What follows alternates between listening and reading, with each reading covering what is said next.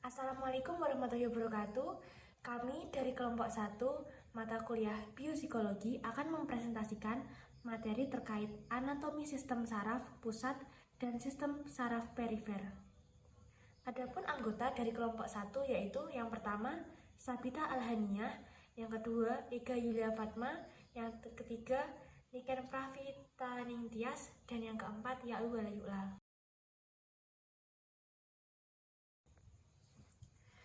Sistem saraf pusat. Sistem saraf pusat adalah pusat integrasi dan kontrol seluruh aktivitas tubuh.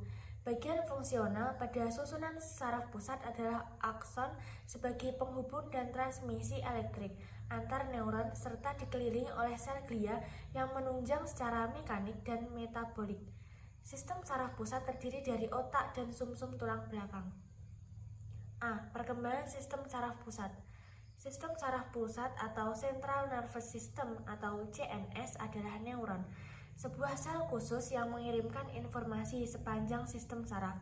Otak manusia tersusun dari massa neuron-neuron yang sangat padat. Neuron dalam otak manusia melebihi 100 miliar.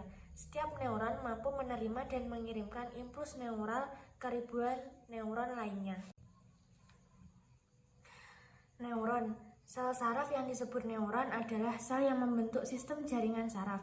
Mereka bekerja dengan tindakan kimia dan listrik yang memungkinkan transmisi sinyal di tubuh kita. Setiap jenis neuron menjalankan fungsi tertentu dalam lokasi yang berbeda-beda. Terdapat 4 bagian dalam neuron. Yang pertama, dendrit, yang menerima impuls neural dari neuron lainnya. Dendrit berbentuk seperti pohon, lengkap dengan cabang dan ranting. Yang kedua, tubuh sel, yang bertanggung jawab menjaga kondisi dasar neuron.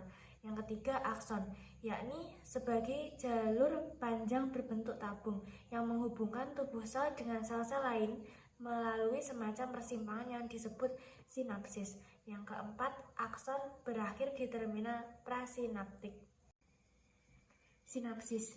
Sinapsis memiliki salah satu tugas yang terpenting, karena pada sinapsis inilah informasi kimiawi dipertukarkan dari satu neuron ke neuron lain dalam wujud senyawa kimia yang disebut neurotransmitter.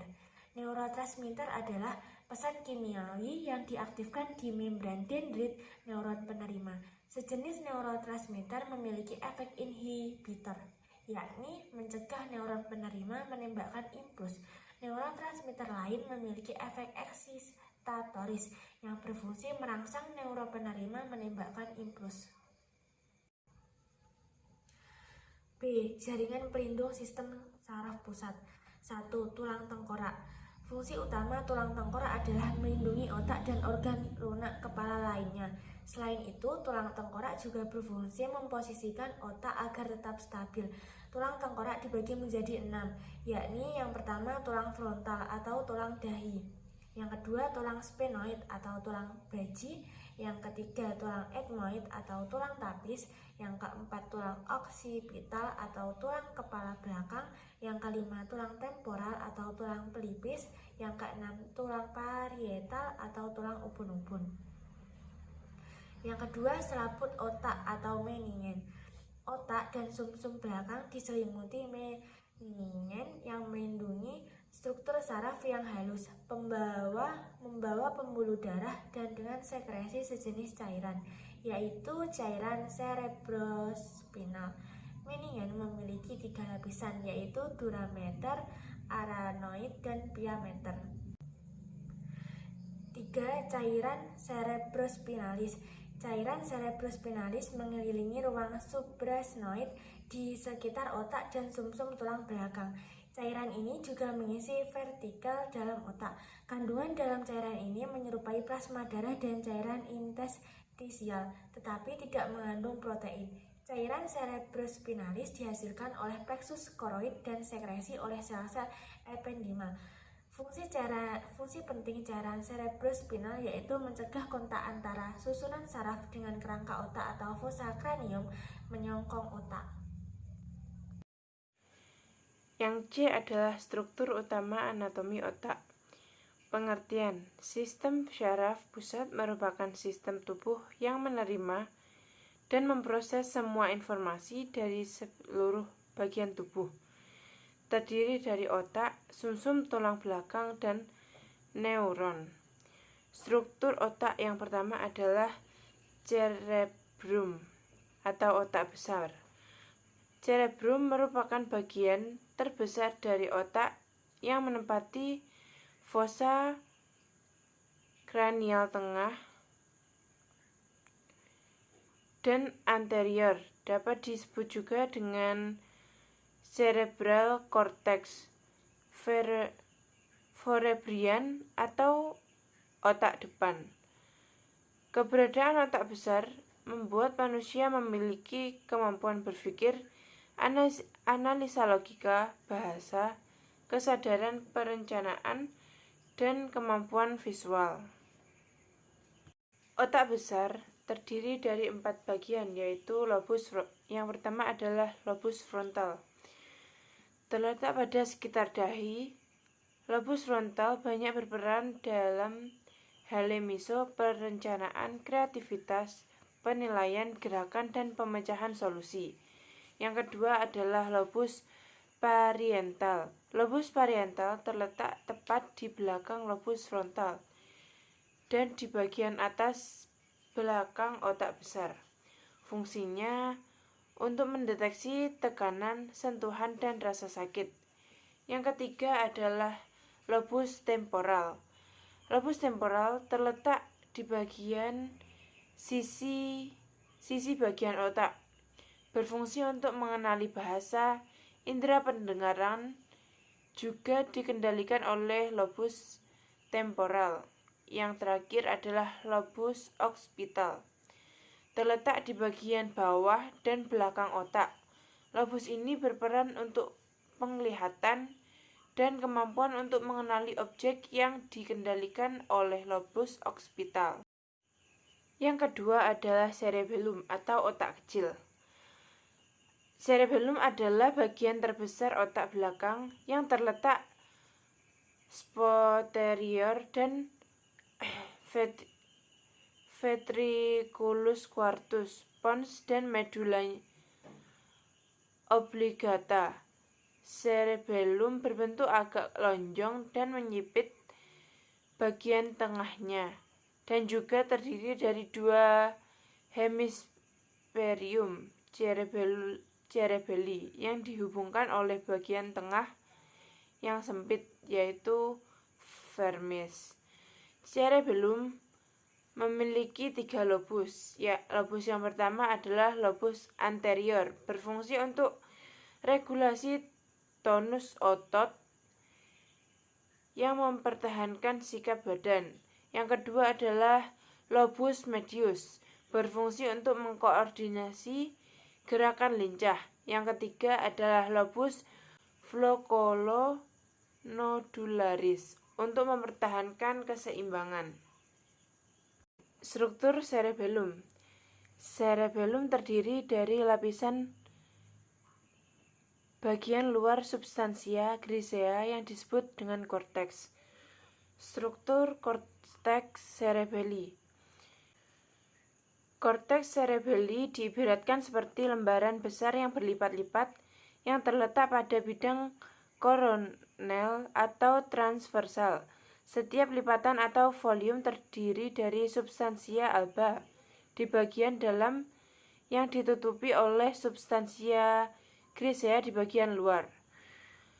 Korteks cerebelli memiliki 3 lapisan. Yang pertama, lapisan luar atau lapisan molekuler, terdiri dari 2 tipe neuron, yaitu sel stellatum yang terletak di sebelah luar dan sel basket yang terletak di sebelah dalam. Lapisan yang kedua adalah lapisan tengah. Neuron Golgi tipe 1 yang besar, berbentuk seperti botol dan tersusun dalam satu lapis. Lapisan yang ketiga adalah lapisan dalam atau lapisan granular. Lapisan granular didapati oleh sel-sel kecil dengan inti berwarna gelap serta sedikit sitoplasma. Fungsi cerebellum. Fungsi otak kecil adalah untuk mengatur sikap atau posisi tubuh, keseimbangan, koordinasi, gerakan otot yang terjadi secara sadar. Fungsi lain dari cerebellum yaitu bertanggung jawab untuk mengkoordinasi dan mengendalikan ketepatan gerakan otot dengan baik. Bagian ini memastikan bahwa gerakan yang dicetus suatu tempat di sistem syaraf pusat berlangsung dengan halus, bukan mendadak dan terorganisasi. Yang kedua adalah cerebellum juga berfungsi untuk mempertahankan postur. Yang ketiga, bagian ini juga membantu mempertahankan ekuilibrium tubuh. Informasi sensorik dari telinga dalam dibawa ke labus cerebellum. Yang ketiga adalah brainstem atau batang otak. Batang otak merupakan tempat melekatnya seluruh syaraf kranial, kecuali syaraf 1 dan 2 yang menempel pada cerebrum atau otak besar. Struktur brainstem. Struktur brainstem ada 3, yakni yang pertama mesencephalon atau otak tengah yang membentuk wilayah otak dan bagian penting dari sistem syaraf pusat, bertugas melakukan hal yang penting seperti tidur dan bangun. Yang kedua adalah medula oblongata. Adalah titik awal syaraf tulang belakang dari sebelah kiri badan menuju bagian kanan badan, begitu juga sebaliknya. Medula mengontrol fungsi otomatis otak seperti detak jantung, sirkulasi darah, pernafasan, dan pencernaan. Yang ketiga adalah pons. Pons berada di depan cerebellum di bawah otak tengah. Pons bertugas untuk menghubungkan jalur sensoris dari medula spinalis ke thalamus dan otak kecil. Fungsi brainstem ada 2, yaitu yang pertama sebagai tempat lewatnya traktus ascendens dan descendens ke berbagai pusat yang lebih tinggi di otak depan.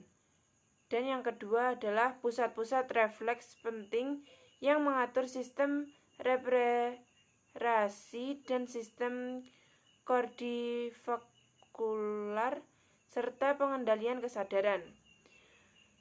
Fungsi lainnya meliputi kewaspadaan, gairah, penasaran, tekanan darah. Sumsum tulang belakang. Sumsum tulang belakang atau spinal cord disebut juga medula spinalis adalah kumpulan serabut yang berada di sepanjang tulang bagian bawah. Kumpulan jaringan ini memang relatif kecil dengan berat hanya 35 gram dan berdiameter sekitar 1 cm. Bersama dengan otak, medula spinalis menjalankan sistem syaraf pusat yang mengkoordinasikan aktivitas sehari-hari manusia, seperti bergerak, merasakan sakit, hingga mengontrol berbagai fungsi tubuh. Sumsum tulang belakang melewati lubang di tengah atau disebut dengan kanal tulang belakang yang ada di setiap ruas tulang belakang.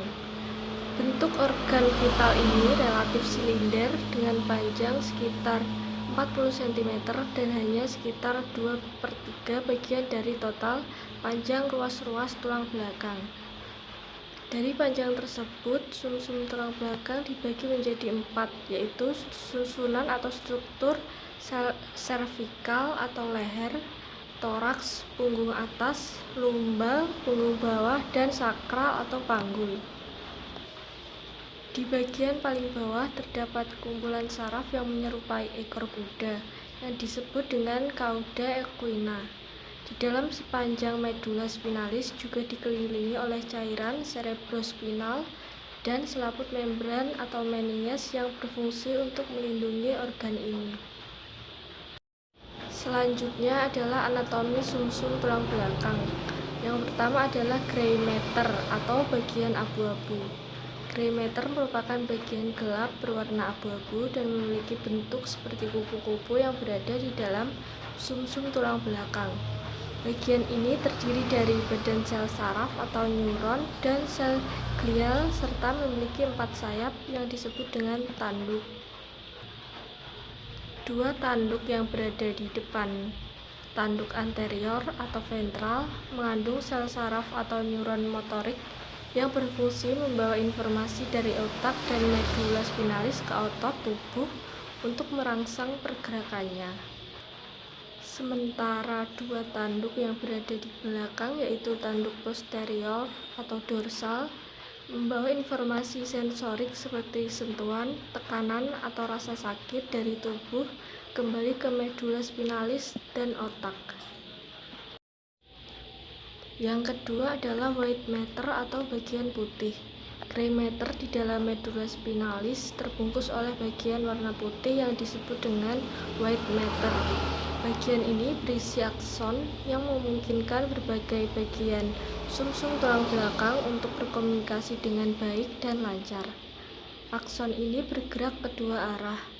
Beberapa akson yang mengarah naik berfungsi membawa sinyal dari tubuh ke otak, sedangkan yang turun mengirimkan sinyal dari otak ke neuron yang terletak di bagian lain dari tubuh. Yang ketiga adalah saraf tulang belakang. Servikal, toraks, lumbal, dan sakral memiliki akar saraf yang muncul di kanan dan kirinya. Akar-akar saraf ini terdiri dari akar saraf ventral atau anterior yang mengandung neuron motorik serta akar saraf dorsal atau posterior yang mengandung neuron sensorik. Terdapat 31 pasang saraf tulang belakang yang terbagi ke dalam 5 bagian, yaitu 8 pasang saraf di bagian servikal atau leher, 12 pasang saraf di toraks atau dada, 5 pasang saraf di lumbal atau perut, 5 pasang saraf di sakral atau panggul, serta 1 pasang saraf lagi yang berada di ruas tulang belakang atau koksigeal. Berikutnya adalah fungsi sumsum tulang belakang. Yang pertama adalah mengontrol sensasi, mengumpulkan dan membawa sinyal atau informasi sensorik yang diterima dari anggota tubuh atau organ indera ke otak. Sinyal atau informasi tersebut bisa berupa sensasi sentuhan, tekanan, suhu, panas atau dingin, dan rasa nyeri. Yang kedua adalah mengontrol gerak dan kerja organ. Membawa sinyal atau informasi dari otak ke otot atau organ tubuh tertentu. Informasi ini bisa disampaikan ke otot tangan, lengan, jari, tungkai, kaki, atau bagian tubuh lainnya untuk mengontrol gerak motorik. Misalnya, ketika Anda ingin berjalan, sumsum tulang belakang membawa informasi dari otak ke otot kaki dan memerintahkannya untuk melangkah secara berulang. Yang ketiga adalah gerak refleks. Pada gerak refleks, impuls melalui jalan pendek atau pintas, yaitu tanpa diolah terlebih dahulu oleh otak. Salah satu contohnya adalah gerak refleks pada lutut yang tiba-tiba tersentak saat diketuk di titik tertentu. Penyakit atau gangguan pada medula spinalis. Yang pertama adalah cedera tulang belakang. Cedera tulang belakang adalah kerusakan pada bagian manapun dari medula spinalis atau saraf di ujung kanal tulang belakang atau cauda equina. Kondisi ini dapat terjadi karena kejadian traumatis seperti kecelakaan atau jatuh yang merusak tulang belakang atau patah tulang belakang, ligamen, cakram tulang belakang, atau sumsum tulang itu sendiri. Yang terakhir adalah amyotropik lateral sklerosis. Amyotropik lateral sklerosis adalah penyakit sistem saraf yang memengaruhi sel-sel saraf di otak dan medula spinalis. Penyakit ini dapat melemahkan hingga menghancurkan neuron motorik tubuh sehingga menyebabkan hilangnya kontrol otot, seperti kesulitan berjalan atau berbicara. Beberapa gejala atau ciri-ciri yang mungkin timbul akibat penyakit atau gangguan sumsum tulang belakang adalah nyeri atau sakit punggung, kejang otot yang tidak terkontrol, kelemahan mati rasa atau bahkan kelumpuhan anggota tubuh, perubahan refleks tubuh, kehilangan kontrol saluran kemih atau usus. Baik, saya melanjutkan dari materi teman saya sebelumnya, yaitu tentang sistem saraf tepi. Sistem saraf tepi terdiri dari semua neuron yang ada di luar otak dan sumsum tulang belakang. Ini terjadi serabut saraf yang panjang serta ganglia yang terbuat dari badan sel saraf. Sistem saraf tepi menghubungkan sistem saraf pusat ke berbagai bagian tubuh. Yang pertama yaitu sistem saraf somatik atau somatic nervous system. Saraf eferen yang juga disebut saraf motorik terdiri dari dua bagian, yaitu saraf motorik somatik dan saraf motorik autonom. Saraf motorik somatik membawa impuls dari pusat ke otot rangka sebagai organ efektor melalui proses komunikasi secara biolistrik di saraf dan proses komunikasi melalui neurotransmitter dihubungkan saraf ke otot. Dapat terbangkit kontraksi otot, baik kekuatan maupun jenis kontraksi otot rangka dapat dikendalikan oleh sistem saraf pusat maupun oleh sistem saraf tepi. Sistem saraf somatik turut berperan dalam proses pengendalian kinerja otot rangka yang diperlukan untuk menyelenggarakan beragam sikap dan gerakan tubuh. Saraf motorik autonom merupakan salah satu komponen sistem saraf autonom yang mengendalikan otot polos, otot jantung, dan kelenjar. Sistem saraf autonom atau SSAU termasuk berbagai pusat pengendalian di otak. Pada dasarnya melaksanakan kegiatan secara independen dan tidak langsung dikendalikan oleh kesadaran. SSAU merupakan pengendalian berbagai fungsi organ visceral yang sangat penting untuk mempertahankan kehidupan, antara lain fungsi jantung dalam mengatur volume curah jantung, fungsi pembuluh. Sistem saraf tepi dapat dikatakan terdiri dari 12 pasang saraf kranial dan 30 pasang saraf tulang belakang. Saraf kranial merupakan komponen dari sistem saraf perifer dengan pengecualian saraf kranial 2 atau saraf optik yang bukan merupakan saraf perifer sejati tetapi saluran saraf dari diencephalon. Maka kedua saraf optik dan retina adalah bagian dari sistem saraf pusat. Saraf kranial terdiri dari 12 pasang saraf kepala yang meninggalkan permukaan ventral otak. Sebagian besar saraf kepala mengontrol fungsi sensorik dan motorik di bagian kepala dan leher. Saraf kranial ini terdiri dari 3 saraf sensorik, 5 saraf motorik, dan 4 saraf gabungan. Ke-12 saraf tersebut adalah yang pertama, olfaktorius. Saraf kranial ini berjenis sensorik, yakni dapat menerima rangsangan dari hidung lalu menghantarkan menuju otak guna diproses menjadi sensasi bau. Fungsinya untuk penciuman anterior, murni saraf sensorik yang dapat membantu mengirimkan indera penciuman, dan letaknya di foramina penciuman dalam piring cribriform tulang etonoid. Yang kedua yaitu optik. Saraf kranial ini berjenis sensorik yang menerima rangsangan mata dan akan menghantarkan di otak guna proses persepsi visual. Merupakan sel ganglio, retina, dan saraf ini mentransmisikan informasi visual melalui otak yang terletak di kanal optik. Yang ketiga yaitu okulomotor. Saraf kranial ini berjenis motorik, berfungsi menggerakkan sebagian besar otot mata. Saraf ini khusus saraf motorik dan asalnya di otak tengah. Saraf ini menginervasi levator palpebra superioris, rectus superior, dan lain-lain yang dengan koleksi menjalankan gerakan mata. Yang keempat, troklearis. Saraf ini berjenis motorik, berfungsi untuk menggerakkan sejumlah otot mata. Saraf ini dari otak tengah. Saraf ini sebagai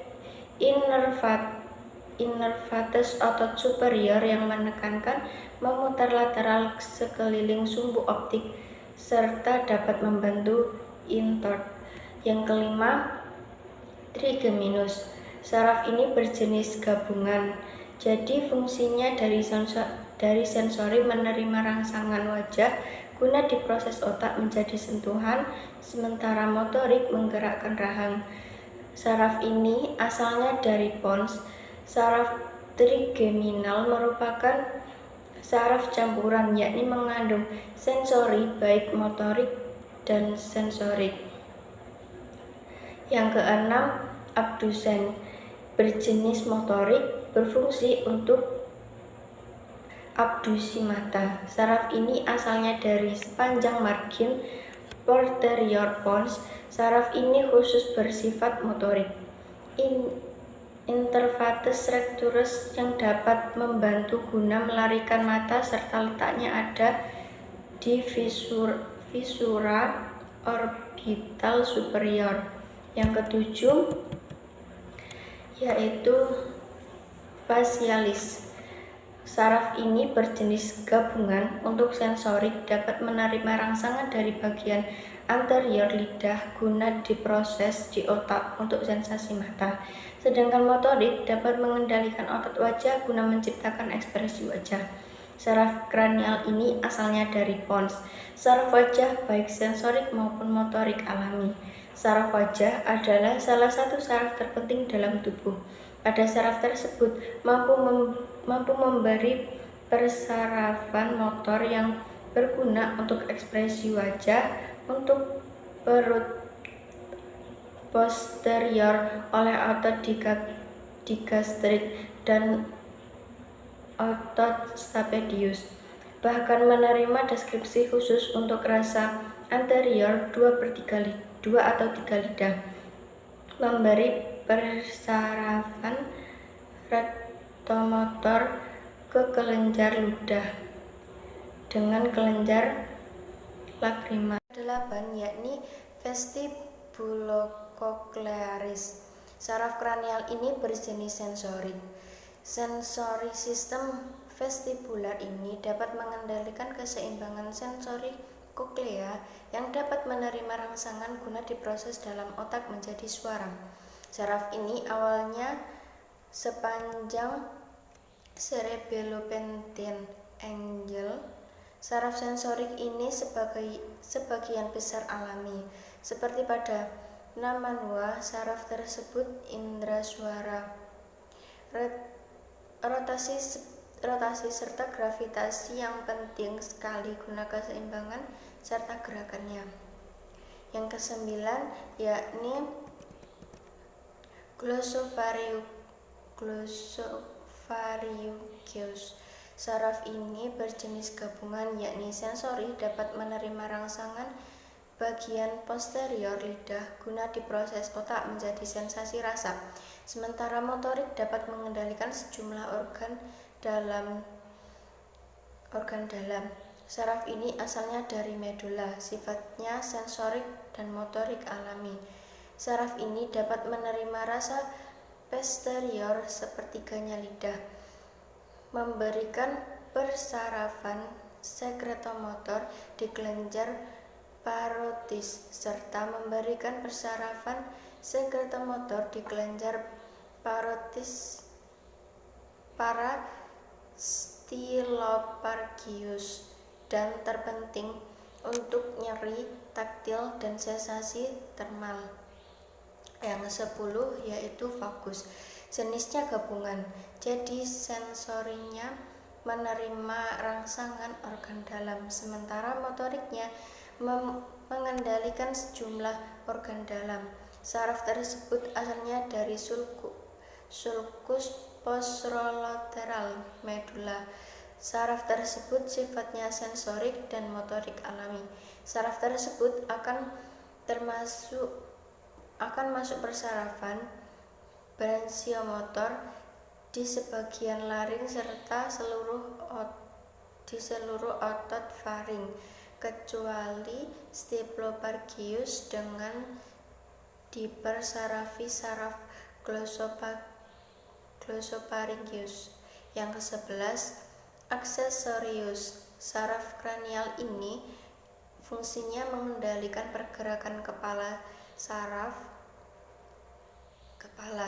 ini berasal dari akar tenggorokan dan tulang belakang. Saraf ini mengontrol otot sternocleidomastoid dan trapezius dan tumpang tindih dengan fungsi saraf vagus. Saraf ini terletak di foramen jugularis. Yang terakhir yakni hipoglossus. Saraf ini berfungsi mengendalikan pergerakan lidah. Saraf ini berasal dari medula. Saraf ini terutama motorik secara alami. Ini memberikan persyaratan motorik otot-otot lidah kecuali untuk palatoglossus yang dipersarafi oleh saraf vagus bersama dengan otot yang berhubung dengan bahasa lainnya. Ini adalah saraf yang paling penting untuk menelan dan berbicara artikulasi. Hal ini termasuk di kanal hipoglossus. Fungsi utama saraf ini merupakan mengontrol otot suara guna mengontrol otot untuk suara serta resonansi bersama langit lunak. Selanjutnya yaitu sistem saraf otonom atau autonomic nervous system.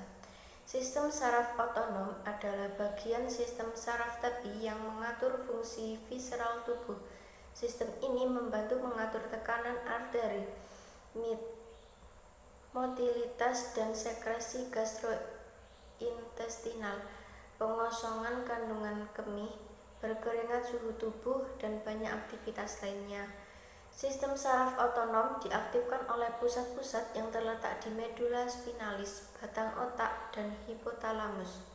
Sistem saraf otonom ini terdiri dari dua subsistem, yaitu saraf sistem simpatis dan saraf parasimpatis. Kedua sistem tersebut bekerja saling berlawanan. Sistem saraf simpatis dimulai dari medula spinalis segmen thoracolumbar. Saraf dari sistem saraf simpatis terdiri dari satu neuron preganglion. Yang selanjutnya yaitu sistem saraf parasimpatis.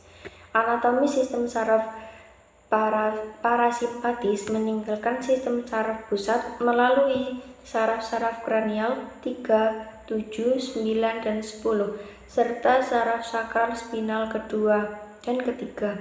75% saraf parasimpatis didominasi oleh nervus vagus atau saraf kranial 10 yang melalui daerah torakal dan abdominal, seperti nervus vagus yang mempersarafi jantung, paru-paru, esofagus, lambung, usus kecil, hati, kandung kemih, pankreas, dan bagian atas uterus.